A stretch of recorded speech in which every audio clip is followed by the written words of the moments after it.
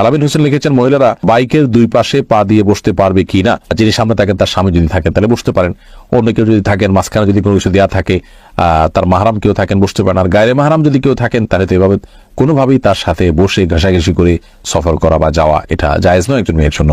মমিনুল মুমিন আপনি লিখেছেন, নামাজে অমনোযোগী হলে নামাজ হবে কিনা? নামাজ তো হয়ে যাবে, কিন্তু সালাতের প্রাণ নষ্ট হবে। যত মনোযোগ কম থাকবে তত প্রাণ কম থাকবে, যত মনোযোগ বেশি থাকবে সালাত তত উন্নত হবে, আল্লাহর কাছে সালাতের মূল্য তত বেশি পাওয়া যাবে। আহসানুল হক লিখেছেন, অনেকে স্বামীকে ভাই বলে ফেলে, এতে কি গুনাহ হবে?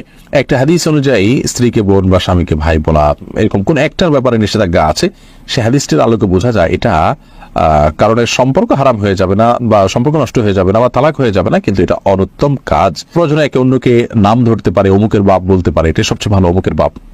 সাহাবীরা এভাবে বলতেন, স্ত্রী তার সন্তানের নাম ধরে বলবেন অমুকের বাপ, স্বামী তার স্ত্রীকে অমুকের মা এটা বলতে পারেন অথবা নাম ধরে বলতে পারেন, কিন্তু ভাই বোন এটা বলা হাদিসের আলোকে অনুচিত কাজ।